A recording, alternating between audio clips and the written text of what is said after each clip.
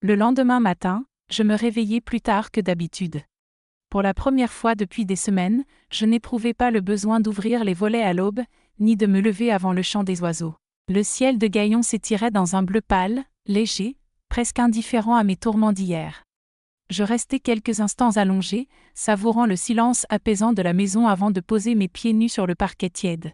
Je descendis à la cuisine pour préparer mon café, puis je m'installai sous la véranda avec une tartine, observant les gouttes de pluie de la nuit encore suspendues aux feuilles du figuier. Une douce chaleur m'enveloppa.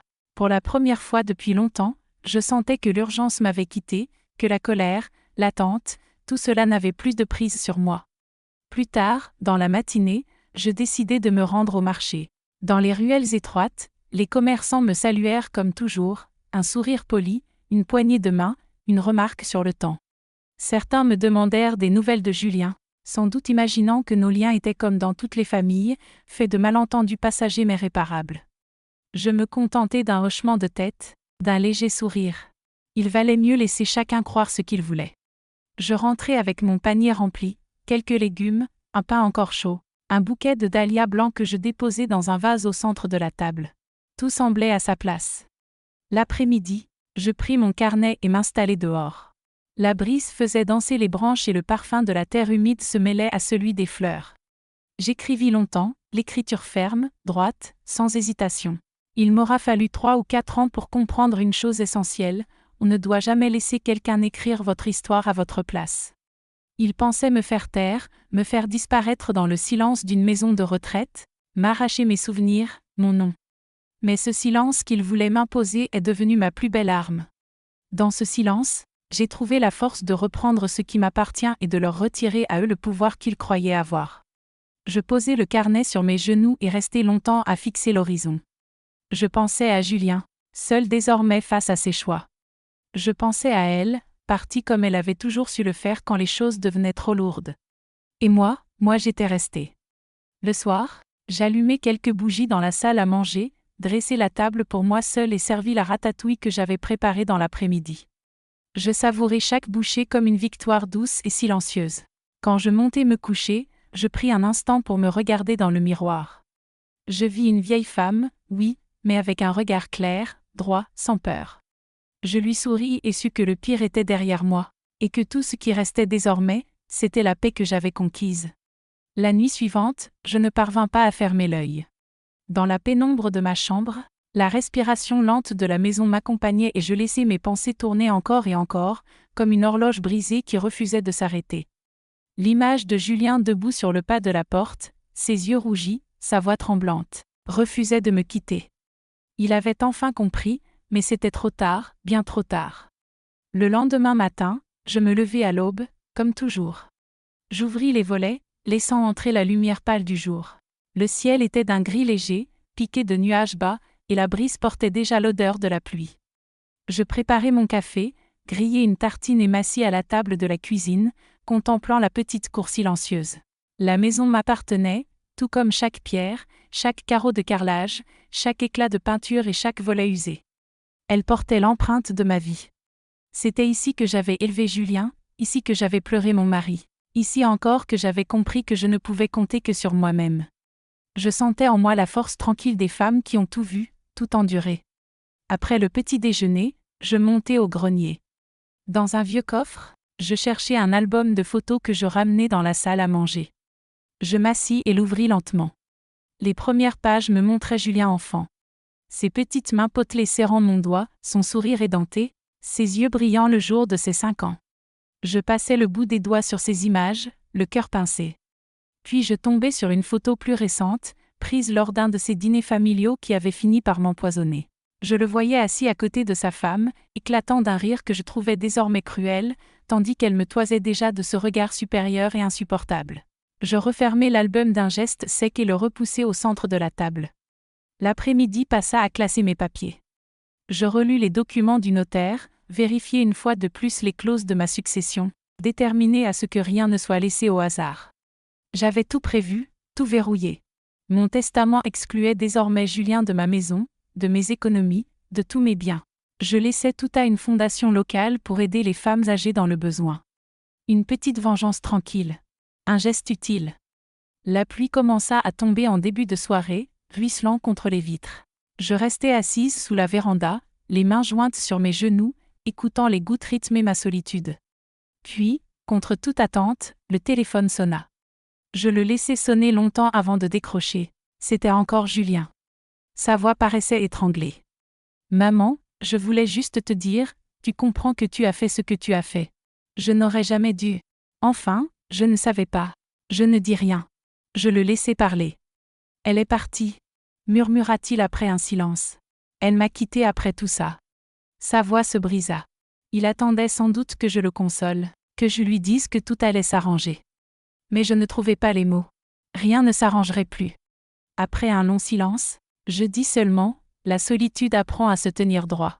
Tu ferais bien d'apprendre toi aussi. Puis je raccrochai. Je reposai le combiné sur son socle et m'appuyai contre le dossier de ma chaise. Je sentais le poids de toutes ces années glisser doucement de mes épaules. La pluie s'était arrêtée. Je sortis sur le pas de la porte, laissant l'air frais et humide caresser mon visage. La rue était déserte, éclairée par les lampadaires blafards.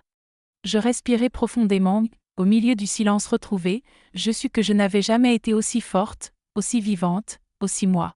Les jours qui suivirent restèrent gravés dans ma mémoire. Elle n'était plus jamais revenue. Pas un mot, pas un appel, rien. Et c'était mieux ainsi. Le silence de ma maison de Gaillon, si pesant autrefois, se fit léger, presque apaisant.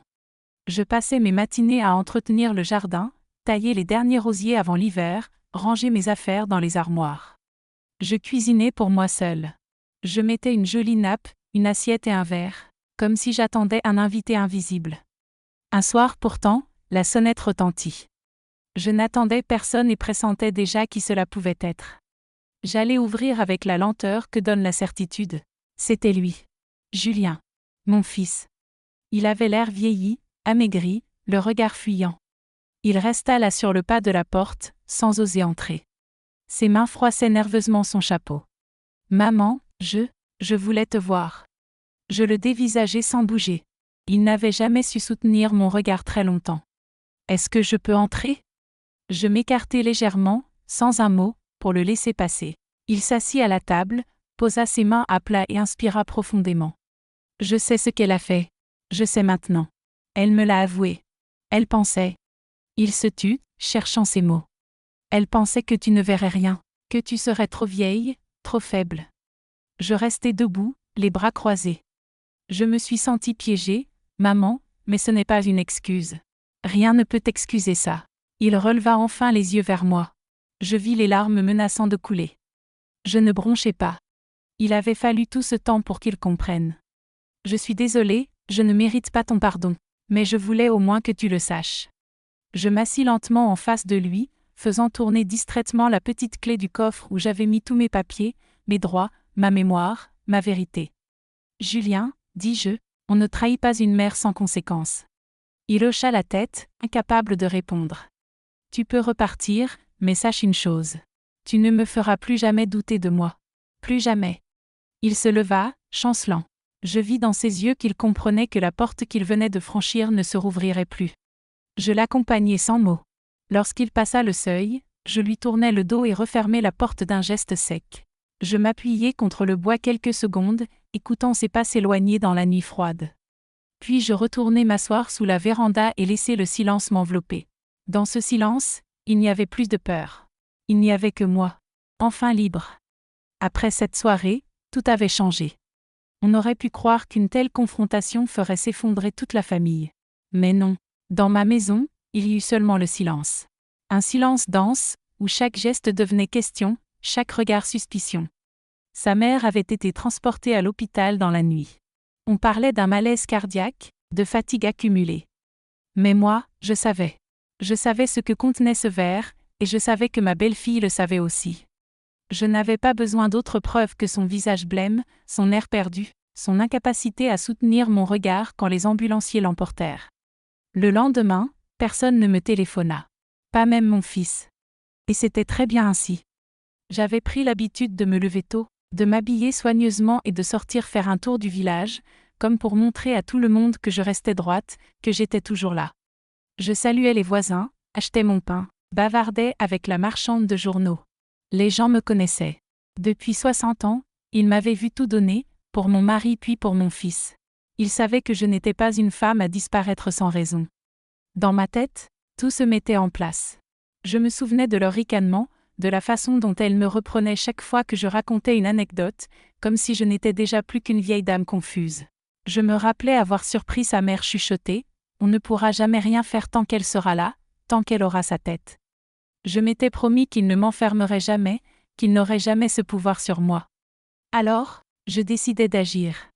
Je passai à la banque et retirai plusieurs documents que je rangeais chez moi dans un dossier rouge, mes comptes, mes titres de propriété, mes bijoux, tout ce que j'avais mis de côté. Une partie de mes économies fut transférée sur un compte à mon seul nom, loin d'ici, dans une autre banque. Je pris soin de ne rien dire à personne. Je consultai aussi mon notaire discrètement. Je lui expliquai ce que j'avais vu, ce que je soupçonnais. Il me regarda longuement, hocha la tête, puis me fit signer des papiers et me promit que désormais rien ne pourrait se faire sans mon consentement écrit.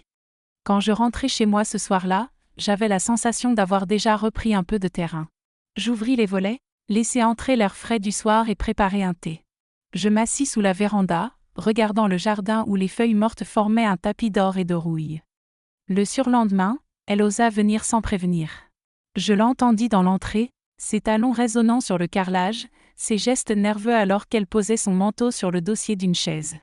Je la vis dans l'encadrement de la porte, la bouche pincée, les mains croisées. Je voulais m'excuser, dit-elle d'une voix blanche.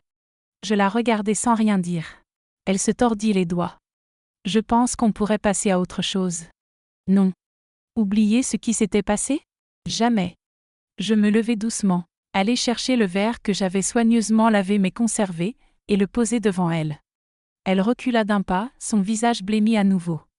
Il y a des choses, murmurai-je, qu'on n'oublie jamais. Puis je quittai la pièce, la laissant là, perdue, sans plus lui adresser un mot. Ce soir-là, je savais que je tenais la partie, et que désormais c'était moi qui mènerais le jeu. Elle me tendit le verre avec un sourire trop parfait. Un petit apéritif pour ma belle-maman préférée, dit-elle, la voix sucrée à en écœurer. Je la regardai, puis le verre. Quelque chose au fond de moi me souffla de ne pas le boire. À mon âge, on apprend à écouter cette petite voix intérieure. Ce n'était pas de la gentillesse dans ses yeux, mais un calcul. Autour de la table, tout le monde parlait et riait. Mon fils, distrait, était accaparé par sa femme qui s'occupait à côté de lui. Personne ne voyait ce que je voyais. Personne ne devinait ce que je devinais. Je pris le verre, souriante, et le posai devant moi sans y toucher. Puis, quand elle tourna le dos un instant pour ajuster la lumière, je glissai lentement mon verre vers celui de sa mère, assise à ma droite, ni vue ni connue. Je restai immobile. Il fallut exactement 3 minutes. Avant que les rires ne se figent, que la pièce ne devienne plus froide. Sa mère blêmit, posa brusquement sa main sur la table, les doigts crispés sur le bois. Puis elle se leva en chancelant, balbutiant des mots confus, et s'effondra sur sa chaise. Mon fils se précipita, les voix montèrent, et moi, je restai assise, les mains croisées sur mes genoux, le verre toujours devant moi, intact. J'avais appris que la trahison ne vient pas toujours avec des cris ou des portes qui claquent. Elle arrive souvent sous forme d'un sourire parfait et d'un verre trop vite servi. Et ce soir-là, je me promis que je ne serais plus jamais la victime. Avant tout cela, j'avais tout donné à cette famille. Je n'étais pas née riche. Mon défunt mari et moi avions bâti notre vie à force de travail et d'économie. Quand il est mort, j'avais 53 ans et un fils de 28 ans à soutenir. Je m'étais accrochée à lui comme à ma dernière ancre. Je l'avais aidé à acheter sa maison, soutenu quand il avait perdu son emploi, gardé ses enfants quand il n'en pouvait plus, puis elle était arrivée. Au début, j'avais voulu l'aimer. Elle était belle, drôle, captivante. J'avais essayé, vraiment. Je voulais juste qu'il soit heureux.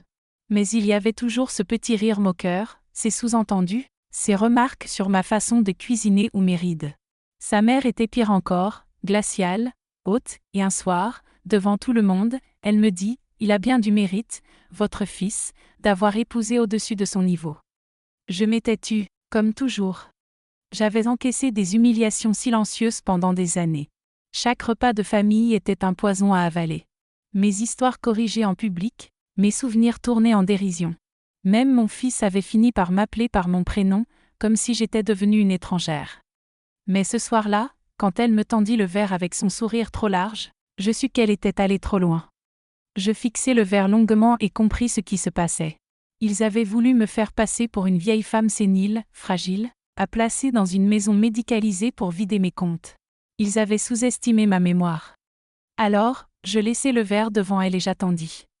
Et quand sa mère tomba, au milieu de son discours suffisant, et que tout le monde se précipita autour d'elle, j'eus le regard de ma belle-fille droit dans les yeux. Pour la première fois depuis longtemps, je vis la peur dans ses yeux. Elle comprit que l'on ne me piégeait pas si facilement. Ce soir-là, c'était moi qui avais choisi, moi qui avais décidé. Et ce n'était que le début. Le lendemain matin, un vent vif balayait les ruelles de Gaillon, faisant claquer les volets mal fermés. Je me réveillai tôt, la tête étonnamment légère malgré la courte nuit. Comme chaque matin, j'ouvris les rideaux, laissant entrer la lumière timide du jour. La pluie avait cessé, mais l'air sentait encore l'herbe mouillée et la pierre froide. Je descendis à la cuisine et mis la bouilloire sur le feu. La maison respirait le calme, la tranquillité d'un lieu qui avait retrouvé sa maîtresse légitime. En préparant mon café, je repensais à la conversation de la veille, à la voix brisée de Julien au téléphone, ses mots hésitants, presque suppliants. Longtemps, je l'avais attendu, espéré qu'il revienne vers moi avec un regard de fils reconnaissant. Mais aujourd'hui, je ne ressentais plus ce besoin. Je n'avais plus rien à lui offrir, pas même une explication. Je m'assis sous la véranda, face au jardin encore couvert de rosée, le carnet sur mes genoux. J'y notais quelques phrases simples mais importantes à graver. La dignité ne se réclame pas, elle ne se donne pas. Elle se défend, jour après jour, même seule face à tous. La dignité, c'est ce que j'ai choisi. Et c'est ce qu'ils ne pourront plus jamais m'enlever. Je refermai le carnet d'un geste lent et bus la dernière gorgée de café en regardant les branches du figuier frémir dans le vent. Plus tard, je passai chez le notaire pour déposer quelques papiers. Il me salua avec respect et me confirma que tout était en ordre, que mes volontés seraient respectées à la lettre. En sortant, je me sentis étrangement fière. À 83 ans, j'avais encore la lucidité nécessaire pour protéger ce que j'avais construit toute ma vie. Je marchai un moment dans les rues du village, saluant les visages familiers. Certains baissaient les yeux, gênés, peut-être par les rumeurs qui circulaient à mon sujet. Je n'y prêtais pas attention. Je continuais mon chemin, droite, avec la même allure qu'autrefois. De retour chez moi, je ressortis la nappe brodée de ma mère et dressai la table pour moi seule. Un couvert, un verre à pied, une bougie.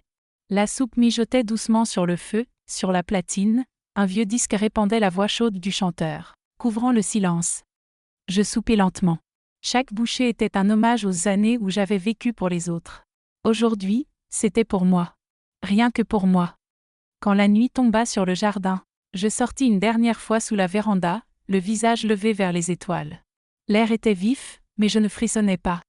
Je restai là longtemps, le cœur serein, les mains jointes, et dans le silence parfait de ma maison, je compris que j'avais retrouvé ce que je croyais perdu, ma force, ma liberté et le droit de rester celle que j'avais toujours été. L'aube du lendemain fut douce et claire sur Gaillon. À travers les vitres, la lumière dorée caressait les murs de ma maison, comme pour saluer ma victoire silencieuse. Je m'éveillai dans un calme absolu, sans le poids familier dans ma poitrine, sans ces pensées acides qui autrefois me dévoraient dès les premières heures du jour. Je restai un instant allongé, les yeux ouverts, écoutant les bruits légers de la rue encore endormie. Puis je me levai, ouvris les volets et laissai entrer l'air frais et pur, portant avec lui l'odeur des feuilles et de la pierre mouillée. Dans le jardin, le figuier se tenait immobile, imposant et majestueux, témoin silencieux de mes combats et de ma victoire. Je pris le temps de préparer le petit déjeuner, une tasse de café noir, des tartines de pain frais que j'étais allé chercher à l'aube, quelques figues cueillies la veille. Je posai le tout sur la table de la véranda, allumai une bougie et restai là, contemplant la lumière grandissante du matin. C'est à cet instant précis que je sentis en moi une paix nouvelle. La peur, la colère, la douleur n'avaient plus d'emprise sur moi. Tout ce qu'ils avaient tenté de m'arracher, ma dignité, ma voix, ma place dans ce monde, je l'avais reconquis seul, sans éclat, sans cri. Je repensais à Julien, à sa voix tremblante, à ses excuses maladroites.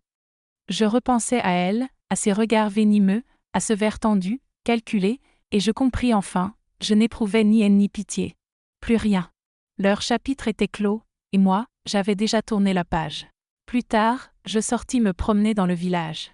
Je m'arrêtai à la boulangerie, discutai un instant avec la fleuriste, et acheté un bouquet de lys blanc. Tout le monde me saluait avec un respect nouveau, comme si quelque chose dans mon allure avait changé. Peut-être voyait-on enfin la femme que j'avais toujours été. De retour chez moi, je déposai les fleurs sur la commode, ouvris mon carnet et y inscrivis une dernière phrase. Ils m'ont cru faible, ils m'ont cru fini, mais c'est moi qui ai eu le dernier mot. Et ce mot, c'est silence. Je refermai le carnet et le rangeai soigneusement dans son tiroir. Le soir venu, je m'assis sous la véranda comme toujours, un carnet sur les genoux et un verre d'eau à la main. L'air était clair, les étoiles scintillaient au-dessus de Gaillon. L'air était presque piquant, mais je ne bougeais pas. Je laissai le silence m'envahir, apaisant et triomphant. Dans un murmure que personne n'entendit, je me dis, on m'a tendu le poison, mais c'est mon silence qui a été le vrai remède. Et ce silence-là est désormais ma justice.